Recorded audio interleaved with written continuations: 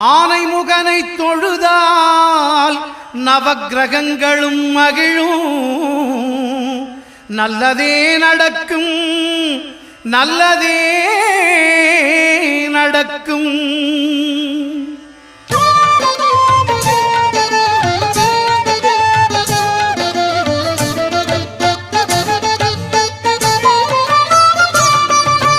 ஒன்பது கோளும் ஒன்றாய் காண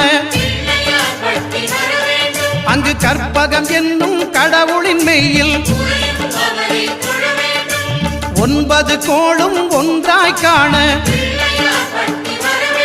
அங்கு கற்பகம் என்னும் கடவுளின் மெய்யில்